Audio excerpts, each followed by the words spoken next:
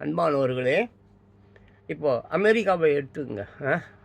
ஆமாம், John Donald Trump வந்து என் மக்கள் America America I will make America great again. அப்போ தன் மக்கள் அவர்கள் அதெல்லாம் இல்லீகல், யாருங்க வேணாம், எல்லோரும் போங்க, நான் டேரிஃபை ஏற்றுறேன் அப்படின்னு சொல்லிட்டு எவ்வளவோ பொருளாதார தடைகளை உலக நாடுகள் மீது அவர் போடுறாரு. இருந்தாலும் தன்னுடைய மக்கள், தன்னுடைய நாடு, ஒவ்வொரு நாடும் அப்படி தாங்க நினைக்குது. நிறைய நாடு அவர்கள் மக்கள் அவர்களுடைய நல்வாழ்வு. ஆனால் இந்தியா மட்டும் தாங்க, ஆமாம், உலக நாடுகளே சொல்லுதே, ஆமாம், அமைதி நாடா, அப்பா 140 கோடி பேர் கொண்ட மிக பெரிய ஒரு நாடு, லஞ்சத்திலும் ஊழலிலும் சம உச்சத்தில் இருக்கிறாங்களே, ஒரு வளரும் நாடு, அதுவும் லஞ்சத்திலும் ஊழலிலும் உச்சத்தில் இருந்தால் அந்த நாடு வளர்ச்சி நாடாக எப்படிங்க கருத முடியும்?